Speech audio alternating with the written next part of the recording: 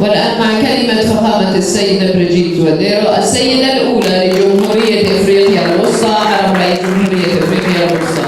تفضل مشكور. Distinguées personnalités, en haut rang et grade, tout protocole observé. C'est toujours avec un cœur rempli de joie et d'émotion que je reviens sur cette tribune à l'occasion de la session consacrée aux femmes d'affaires et femmes investisseurs pour partager avec vous les domaines des investissements en général et pour la promotion de l'entrepreneuriat féminin en particulier. Avant tout, en tant qu'invité d'honneur, je voudrais solliciter humblement votre indulgence pour vous présenter la fondation que j'ai créée et ensuite vous présenter le domaine d'investissement et la promotion de l'entrepreneuriat féminin. En effet, la République centrafricaine est confrontée depuis quelques années à d'énormes problèmes sociopolitiques et sécuritaires qui freinent la plupart des actions que le gouvernement entreprend avec l'appui de ses partenaires pour son développement. Dans l'optique d'appuyer les activités du gouvernement et en tant que maire d'une nation confrontée à différents fléaux, j'ai créé le 12 mai 2016 une fondation dénommée Cri de cœur d'une mère dont la vision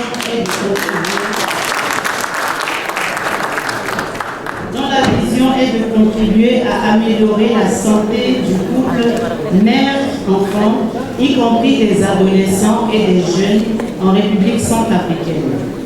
Depuis sa création, la Fondation s'est dotée de 2 plans d'action triennaux, dont le premier pour la période 2017 à 2020 avait pour but de contribuer à garantir à chaque femme et chaque famille un bien-être en matière de santé sexuelle et de reproduction et à lutter contre la stigmatisation et la discrimination liée à l'infertilité.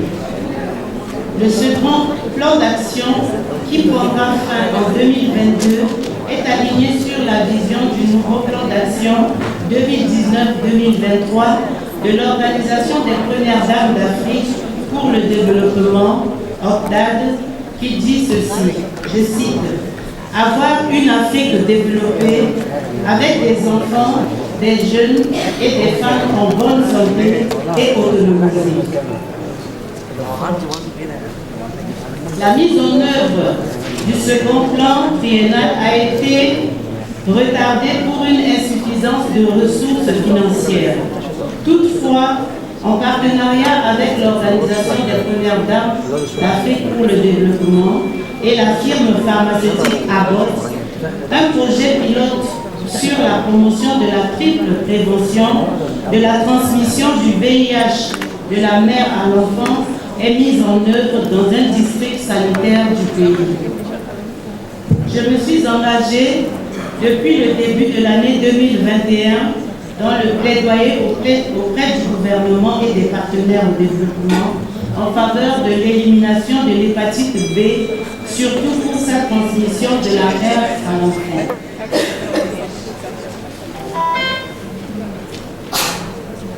Afin de créer une coopération agissante entre le gouvernement centrafricain et égyptien et une coopération entre l'Union des femmes investisseurs arabes et les femmes investisseurs centrafricaines, je voudrais vous présenter le domaine productif qui concerne les infrastructures, le secteur rural, l'environnement, le développement durable et la formation professionnelle.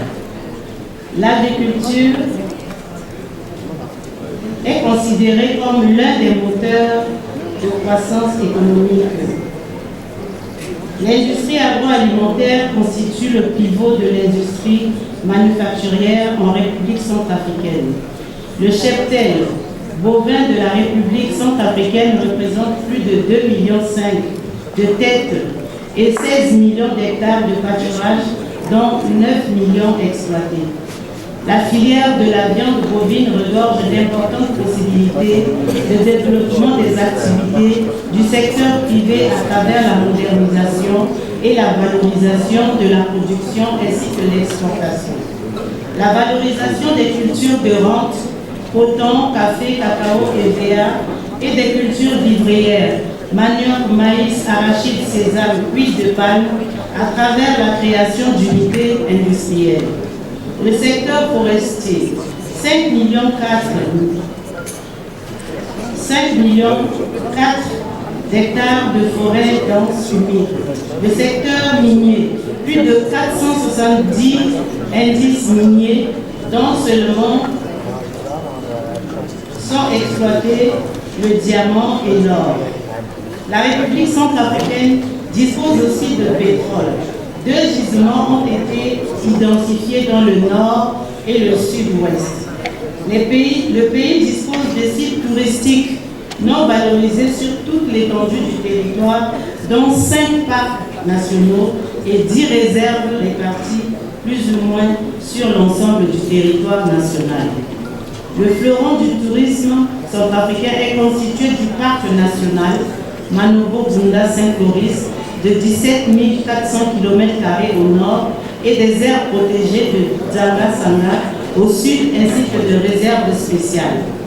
Avant l'installation de la fibre optique, les télécommunications connaîtront une forte explosion au cours des prochaines années. En ce qui concerne la promotion de l'entrepreneuriat féminin, la République centrafricaine s'est engagée depuis plus d'une décennie sur la voie de la promotion de l'égalité des sexes et de l'autonomisation des femmes. Suite aux multiples crises militaro-politiques, les violences basées sur le genre et les pratiques néfastes se sont malheureusement exacerbées à l'encontre de nombreuses filles et de femmes. Les effets conjugués de crises militaro-politiques qui ont secoué le pays depuis 2012 ont progressivement détruit le faible tissu économique, plongeant la population dans une profonde pauvreté. Vous conviendrez avec moi que plus les femmes sont frappées par la pauvreté, plus elles sont dépendantes et donc sont dans l'incapacité de prendre leur existence en main. Les autres facteurs de blocage de l'autonomisation des femmes sont leur faible accès aux facteurs de production, terre, marché, crédit bancaire. La faible coordination des interventions des acteurs de lutte contre les violences basées sur le genre, la faible capacité de prise en charge holistique et survivante de violences basées sur le genre, de même que l'absence d'une stratégie nationale d'autonomisation de la femme. En outre, la plupart des femmes évoluent dans le secteur informel, ce qui rend difficile non seulement leur identification, mais constitue également une forte barrière à l'accès aux ressources leur permettant de développer leurs entreprises. Selon les estimations du Bureau international du travail, en 2019, les femmes actives centrafricaines se retrouvent majoritairement dans le secteur agricole, 81%, et dans le secteur tertiaire, 16%, alors que dans le secteur industriel, elles sont peu présentes, 2,7%. Les femmes qui font les activités génératrices de revenus n'ont pas assez de connaissances pour développer leurs activités. Lorsqu'on parle d'entrepreneuriat féminin aujourd'hui, c'est aux activités génératrices de revenus qu'on fait malheureusement référence. Souvent, ces activités sont lancées par nécessité et sans conviction de pouvoir gagner sa vie et d'y prospérer, et tout cela avec un capital insignifiant. Le défi est donc d'accompagner et d'emmener par tous les moyens ces femmes à devenir de véritables femmes d'affaires. Malheureusement, elles sont peu représentées dans la création de grandes sociétés, telles que les sociétés anonymes, où elles ne représentent que 8% contre 92% d'hommes. De ce qui précède, les actions à entreprendre pour inverser les tendances seront de structurer et promouvoir la formalisation des domaines d'activité porteuses pour les femmes et les filles. Promouvoir l'accès des femmes et des filles au financement, au marché et à l'information à travers le développement du secteur privé, de l'entrepreneuriat féminin et de la participation des femmes au commerce frontalier et mondial. Promouvoir la transformation des produits obtenus. Procéder à l'amélioration des pistes rurales et de la connectivité routière des régions, facteur essentiel de renforcement de l'accès au marché.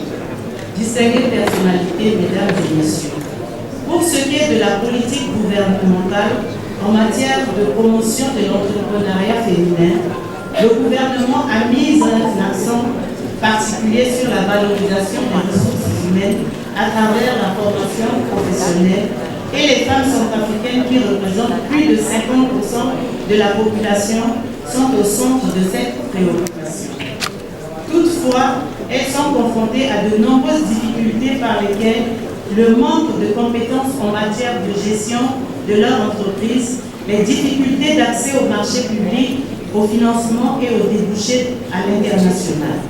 Ces femmes évoluent majoritairement dans le secteur informel, vente de poissons, de viande fumée, de café, de manioc ou encore de production de savons artisanaux, ce qui les exclut des mécanismes formels de formation et de financement. Toutes ces activités sont loin de fabriquer une classe de femmes d'affaires. Le défi à l'heure actuelle est donc d'accompagner les femmes à devenir de véritables femmes d'affaires à travers le dispositif d'accompagnement et d'encadrement des opérateurs économiques mis en place par le gouvernement. Il s'agit du dispositif pour l'amélioration du climat d'affaires. Ainsi, le gouvernement a mis en place un cadre institutionnel et réglementaire pour améliorer le climat des affaires composé entre autres du guichet unique de formalité des entreprises créé pour faciliter les procédures et la création des entreprises à moindre coût et en 48 heures. La Chambre de commerce et de l'industrie et la Chambre d'agriculture sont chargées d'encadrer et d'accompagner les opérateurs économiques pour la promotion de leurs activités. Le Centre d'assistance aux petites et moyennes entreprises et à l'artisanat qui joue un rôle de bureau d'études. L'Agence centrafricaine pour la formation professionnelle et l'emploi. Le comité de lutte contre la corruption. La loi portant charte des investissements en 2001, révisée en 2018 en vue de favoriser les investissements dans le pays, quelle que soit la nationalité de l'investisseur. Le Code du commerce promulgué en 2016. Le Code minier promulgué en 2004 et révisé en 2021 afin d'encourager la recherche, l'exploitation, la transformation et la commercialisation des produits miniers centrafricains. Le Code forestier promulgué en 2008. Ce cadre institutionnel s'inscrit dans la vision du gouvernement de créer les conditions favorables au développement du secteur privé centrafricain. Les dépliants sur ma fondation, sur le secteur productif centrafricain, sur l'entrepreneuriat féminin sont disponibles et vous seront distribués. Certains sont en français, d'autres en anglais.